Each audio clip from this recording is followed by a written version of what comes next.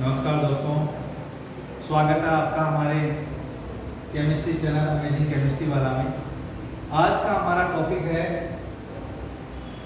Chemical equation और other जो topics हैं। देखो, कल हमने बात की थी एटम के बारे में। आज हम एटम किस प्रकार से रिएक्ट करते हैं, एटम किस कॉम्बिनेशन से रिएक्ट करते हैं, एटम किस केमिकल कॉम्बिनेशन रूल्स का फॉलो करते हैं, इन सभी के बारे में हम आज जानकारी लेंगे। देखो, आज के हमारे जो टॉपिक है दोस्तों वो है केमिकल इक्वेशन, यानी कि रासायनिक समीकरण क्या है। दूसरा, बैलेंसिंग ऑफ केमिकल इक्वेशन, यानी कि इसको हम बैलेंस कैसे करेंगे। तीसरा, लॉज ऑफ केमिकल कॉम्बिनेशन, जिसके अंदर हम 5 रूल्स को फॉलो करेंगे। एक है द्रव्यमान संरक्षण का नियम, एक है स्थिर अनुपात का नियम, एक है गुणित अनुपात का नियम, एक है आयतन तुल्य अनुपात का नियम और एक है गेलुसेक के आयतन संबंधी नियम। तो दोस्तों, तैयार हो जाइए आज की इस केमिस्ट्री के मायाजाल को सीखने के लिए, और हम इन नियमों की सहायता से बहुत कुछ इस केमिस्ट्री के अंदर आज सीखेंगे। तो हम सबसे पहले चलते हैं केमिकल इक्वेशन के अंदर। तो दोस्तों, केमिकल इक्वेशन क्या है। दोस्तों, केमिकल इक्वेशन क्या है, यानी कि रासायनिक समीकरण क्या है। किसी रासायनिक अभिक्रिया को सूत्रों एवं संकेतों द्वारा प्रकट करने की विधि को रासायनिक समीकरण कहते हैं। मींस कोई भी एटम जो है आपस में रिएक्ट होते हैं और उन रिएक्ट होने वाले एटम्स को हम किसी संकेत के द्वारा, सूत्र के द्वारा प्रदर्शित करते हैं। इन्होंने क्या किया है दोस्तों, नाइट्रोजन और हाइड्रोजन जो है उन्होंने रिएक्ट किया है आपस में इन्होंने अभिक्रिया की है और अमोनिया गैस को तैयार किया है। तो इस समीकरण, इस रासायनिक अभिक्रिया को हमने इन सूत्रों के द्वारा प्रदर्शित किया है, संकेतों के द्वारा प्रदर्शित किया है। तो ये वाला जो फॉर्मेट है दोस्तों, ये है रासायनिक समीकरण। नेक्स्ट आगे चलते हैं, राइटिंग ऑफ केमिकल इक्वेशन। कोई भी केमिकल इक्वेशन है उसको हम राइट कैसे करेंगे, लिखेंगे कैसे। देखिए, कोई भी रासायनिक क्रिया होती है उसमें क्रिया करने वाले होते हैं और क्रिया करने के बाद बनने वाले उत्पाद होते हैं। तो जो क्रिया करते हैं उन्हें हम कहते हैं क्रिया कारक। जैसे ये वाला एक मॉडल है, उसमें नाइट्रोजन और हाइड्रोजन आपस में क्या हो रहे हैं, रिएक्ट हो रहे हैं, आपस में क्रिया कर रहे हैं। तो नाइट्रोजन और हाइड्रोजन को हम क्रिया कारक कहेंगे और इनकी क्रिया करने के बाद में जो तैयार होता है उसे हम क्रियाफल कहते हैं, उसे हम क्रियाफल कहते हैं, उसे प्रोडक्ट कहते हैं, उसे उत्पाद कहते हैं। और क्रियाफल और क्रियाकारक, क्रियाकारक को हम जो तीर का निशान है उससे पहले, यानी कि हम लेफ्ट हैंड साइड में लिखेंगे, क्रियाकारकों को हम तीर के निशान से लेफ्ट हैंड साइड में लिखेंगे और क्रियाफलों को हम तीर के निशान के राइट हैंड साइड में लिखेंगे। जैसे दोस्तों ये है, तो ये जो है क्रियाकारक है, तो इस तीर के लेफ्ट हैंड साइड में लिखा है हमने और क्रियाफलों को हमने राइट हैंड साइड में लिखा है। यदि एक से ज्यादा है तो हम उनको जोड़ लगा के लिखेंगे। जैसे नाइट्रोजन प्लस हाइड्रोजन, प्लस का मतलब क्या है, यहाँ पर नाइट्रोजन भी है और हाइड्रोजन भी है। इसी प्रकार से यदि कोई और दूसरा उत्पाद भी होता तो प्लस लगा के हम इसको लिख देते। तो दोस्तों, आपको समझ में आ गया होगा किस प्रकार से हम किसी भी रासायनिक अभिक्रिया को लिख सकते हैं। अगला है, इस रासायनिक अभिक्रिया को लिखने के बाद में हम दोनों तरफ परमाणुओं की संख्या को जांचेंगे। परमाणु की संख्या यदि दोनों तरफ समान है तो दोस्तों इसका अर्थ यह है कि हमारी जो रासायनिक समीकरण है वो संतुलित रासायनिक समीकरण है। जैसे ये वाली समीकरण है N2 + H2 = NH3। तो दोस्तों, इसके अंदर हमने देखा कि नाइट्रोजन और हाइड्रोजन, नाइट्रोजन यहाँ पर 1 है, यहाँ पर 2 है, तो यहाँ पर हम यहाँ पर 2 लगा देंगे, जिससे कि नाइट्रोजन कितना हो जाएगा 2 और इधर भी 2। यहाँ पर हाइड्रोजन हो गए 6, तो यहाँ पर 3H2 लगा दीजिए, हाइड्रोजन भी कितने हो गए दोस्तों 6। ये है बैलेंसिंग केमिकल इक्वेशन, यानी कि संतुलित रासायनिक समीकरण। तो दोस्तों, आपको रासायनिक समीकरण लिखना आ गया होगा। यदि नहीं आया तो एक बार दोबारा आप इसको देख करके रिपीट कर ले। हम अगले टॉपिक में बढ़ते हैं दोस्तों। हमारा अगला टॉपिक है रासायनिक समीकरण को संतुलित करना। तो हम दो विधियां काम में लेते हैं, बाय अप्रोक्सीमेशन मेथड यानी इक्वेशन मेथड यानी कि आंशिक समीकरण विधि। तो दोस्तों हम यहाँ पर अनुमान विधि काम में लेते हैं। जैसे एग्जांपल अपने पास एक इक्वेशन है KClO3 equals to KCl plus O2। यदि हम इसको समीकरण को संतुलित करना चाहें तो सबसे पहले आप ये देखिए कि फर्स्ट ऑफ ऑल पोटेशियम जो है इधर कितना है इधर कितना है, आप देख रहे हैं दोनों तरफ एक एक पोटेशियम है। Very good. नेक्स्ट हम Cl को देखेंगे तो Cl इधर भी एक है और इधर भी एक है। Very well. यहाँ पर ऑक्सीजन है 3 और यहाँ पर है 2, तो हम यहाँ पर क्या करेंगे 3 लगाएंगे। 3 लगाने के बाद ये देखेंगे कि ऑक्सीजन यहाँ पर 6 हो गए और यहाँ पर 3 है, तो हम यहाँ पर 2 लगाएंगे, तो हमारे पास ऑक्सीजन हो गए दोनों तरफ 6। बट आप देख रहे हो यहाँ पर पोटेशियम हो गए 2 और यहाँ पर है 1, तो यहाँ पर आप लगा दीजिए 2, और यहाँ पर Cl है 2 और यहाँ पर भी हो गए 2।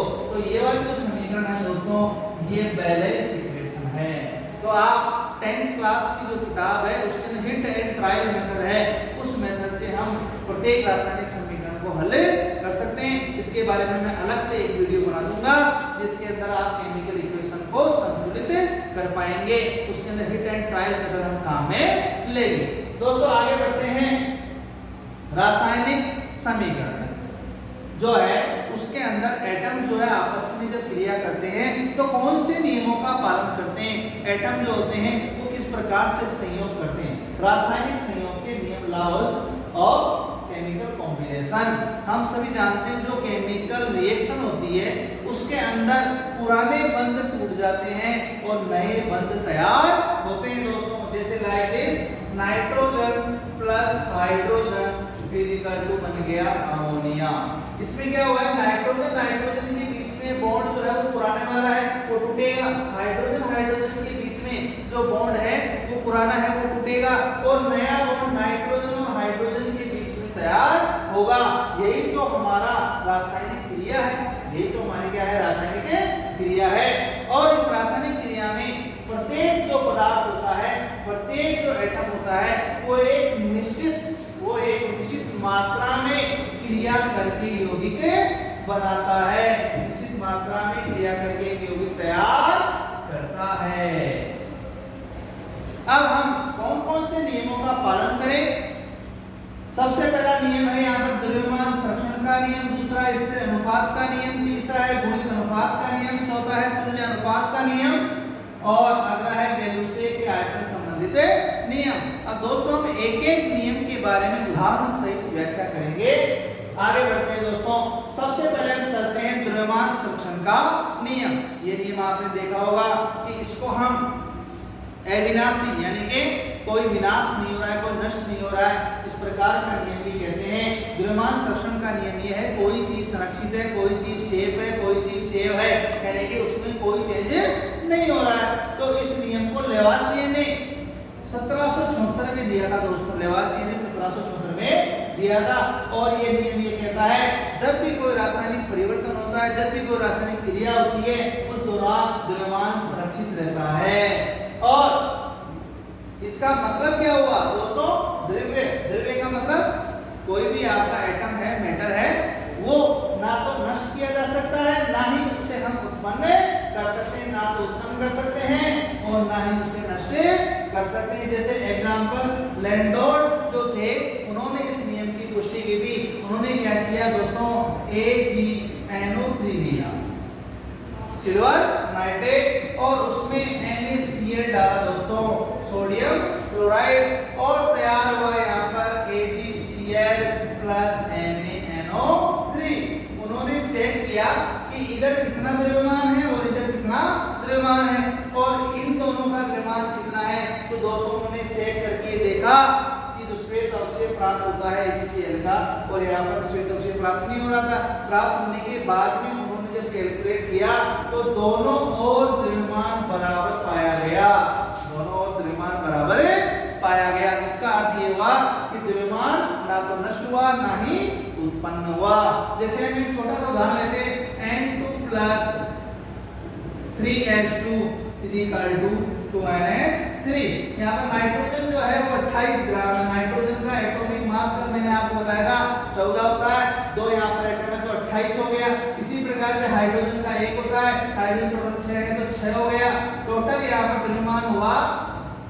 34 ग्राम। दोस्तों यही हुआ। अब हम अमोनिया की बात करें, नाइट्रोजन 14 और 3 17 अमोनिया, टोटल 17 और 17 गुना 34, 17 गुना 34 ग्राम, यानी कि यहाँ भी 34 है और यहाँ भी 34 है। दोस्तों इसका अर्थ ये हुआ कि द्रव्यमान को न तो नष्ट किया जा सकता है, ना ही उसे उत्पन्न किया जा सकता है। आगे बढ़ते दोस्तों हम दूसरे नियम में, स्थिर अनुपात का नियम। ये नियम प्राउस्ट ने 1799 में दिया था। ये नियम ये कहता है रासायनिक यौगिक में उनके अवयवी तत्व भार की दृष्टि से हमेशा एक निश्चित अनुपात में रहते हैं। दोस्तों इस नियम को ऐसे भी समझ सकते हैं कि कोई भी पदार्थ कहीं से भी प्राप्त करें, यानी कि उसका स्रोत कुछ भी हो सकता है, लेकिन उनमें परमाणु का अनुपात निश्चित होता है। दोस्तों इस चीज को ऐसे समझिए आप, जैसे वाटर है, वाटर में हाइड्रोजन 2 और ऑक्सीजन 1, 2 अनुपात 1 में है दोस्तों। तो यहाँ पर आप देखिए, यदि वाटर को आप नदी से प्राप्त करते हैं, समुद्र से प्राप्त करते हैं, और चाहे कोई रासायनिक क्रिया में प्राप्त करते हैं, चाहे बरसात का पानी हो, चाहे किसी बावड़ी का पानी हो, चाहे कोई तालाब का पानी हो, चाहे नहर का पानी हो, सभी पानी के अंदर H2O यानी कि 2 अनुपात 1 में ही एटम प्रेजेंट रहेंगे। यदि आप दूसरा एग्जांपल लें तो CO2 का, CO2 में कार्बन 1 और ऑक्सीजन 2 यानी 1:2, यानी कि द्रव्यमान की दृष्टि से देखें तो 12:32 इस कॉम्बिनेशन में चल रहा है। तो यदि आप CO2 को चाहे हम शोषण से बाहर निकालें, चाहे CO2 को रासायनिक अभिक्रिया में मिले, चाहे चूने के पत्थर को गर्म करने में जो CO2 मिलती है उसको आप चेक कर सकते हैं, सभी में कार्बन 1 और ऑक्सीजन 2 एटम्स रहेंगे, यानी कि 12:32 के अंदर मौजूद रहेगा। अर्थात अनुपात जो होता है वो स्थिर होता है। अनुपात क्या होता है दोस्तों? स्थिर रहता है। ये नियम आपको सबको समझ में आ गया होगा। हम आगे बढ़ते हैं दोस्तों, गुणित अनुपात का नियम, लॉ ऑफ मल्टीपल रेशो। ये जॉन डाल्टन ने दिया था 1803 के अंदर। दोस्तों इन्होंने क्या कहा, जब दो तत्वों के संयोग के फलस्वरूप, समझना दोस्तों, जब दो तत्व आपस में संयोग करते हैं, जैसे लाइक नाइट्रोजन एंड हाइड्रोजन, दो या दो से अधिक यौगिक बनाते हैं। यदि कोई दो तत्व है, वो दोनों तत्व आपस में संयोग करते हैं और यौगिक तैयार करते हैं 2 या 2 से अधिक, तो एक तत्व भिन्न भार, एक तत्व का तो निश्चित भार रहेगा और दूसरे तत्व का भिन्न भार रहेगा। जो दूसरे तत्व के निश्चित भार से संयोग करते हैं हमेशा सरल अनुपात में होते हैं। तो दोस्तों इस नियम को हम समझते हैं नाइट्रोजन से। जैसे लाइक नाइट्रोजन जो है वो 2 मॉलिक्यूल यानी कि इसका 28 ऑक्सीजन से संयोग करता है, तो यहाँ पर ऑक्सीजन है 16 ग्राम। कितना है दोस्तों? यहाँ पर नाइट्रोजन है 14 ग्राम, सॉरी दोस्तों, यहाँ पर जो नाइट्रोजन है दोस्तों वो है 28 ग्राम और ऑक्सीजन है दोस्तों यहाँ पर 16 ग्राम। नेक्स्ट हम दूसरे कंपाउंड की बात करते हैं N2O2, यानी कि यहाँ पर नाइट्रोजन हो गया 28 और ये हो गया 32। फिर करते हैं बात N2O3, यहाँ पर हो गया 28 और यहाँ पर हो गया 28।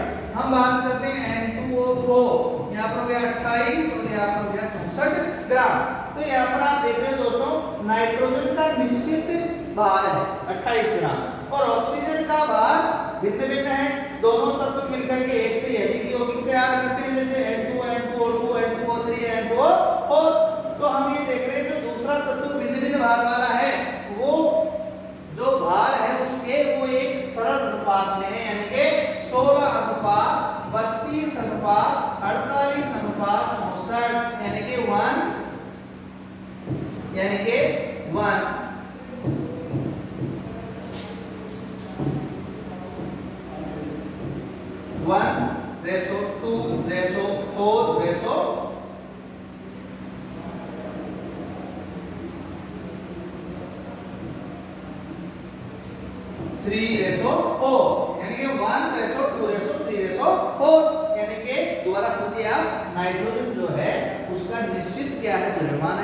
ग्राम, जबकि ऑक्सीजन का जो द्रव्यमान है वो अनिश्चित है, 16, 32, 48 और 64 भिन्न भिन्न है।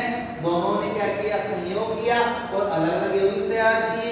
तो ये नियम ये कहता है एक निश्चित द्रव्यमान वाला जब दूसरे भिन्न भिन्न द्रव्यमान वाले से संयोग करता है तो उसके जो द्रव्यमान है वो एक सरल अनुपात में पाए जाते हैं। जैसे ऑक्सीजन जो है वो 1:2, 3:4 में पाया जा रहा है। दोस्तों अब आपको समझ में आ गया होगा बिल्कुल कि इस गुणित अनुपात का नियम क्या होता है।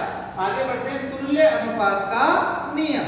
तो दोस्तों रिचर्ड ने 1792 में ये नियम दिया था। उन्होंने बताया यदि दो भिन्न भिन्न तत्व किसी तीसरे तत्व के एक निश्चित भार से संयोग करते हैं तो पहले दोनों तत्वों के भार या तो उस अनुपात में होंगे जिसमें वो दोनों परस्पर संयोग करते हैं, अथवा यह अनुपात उनके संयोग करने के भारों का सरल गुणक होता है।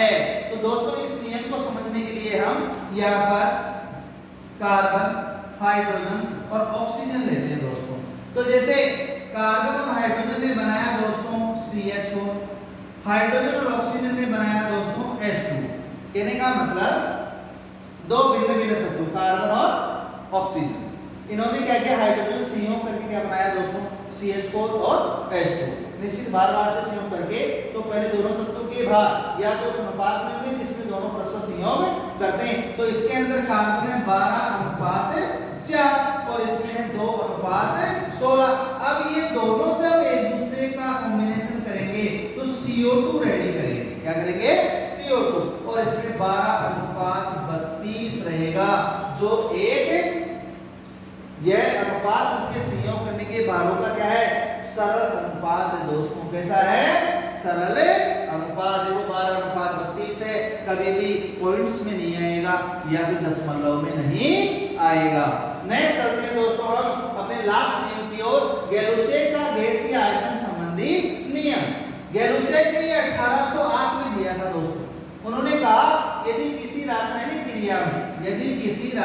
क्रिया में भाग लेने वाले तथा बनने वाले सभी पदार्थ गैसों और संयोग करने वाली गैसों के आयतन में परस्पर या बनने वाली गैसों के आयतन के साथ साथ एक सरल अनुपात होता है यदि क्रिया हम समान तापदाब पर करवाएंगे।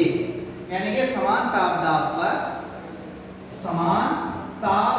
होना चाहिए। कंडीशन ये है, समान तापदाब पर यदि हम, जैसे मान लीजिए हमारे पास ये एग्जांपल है N2 + 3H2 = 4NH3। ये कह रहा है यदि क्रिया करने वाली गैसें हो, नाइट्रोजन गैस है, हाइड्रोजन गैस है, यहाँ पर एक आयतन क्या है, नाइट्रोजन, और यहाँ पर 3 आयतन क्या है दोस्तों, हाइड्रोजन। आयतन मतलब यहाँ पर 1 है, यहाँ पर 3 है, एक आयतन 3 आयतन। और जो अमोनिया बन रही है वो भी गैस है, ये 2 आयतन बन रही है दोस्तों।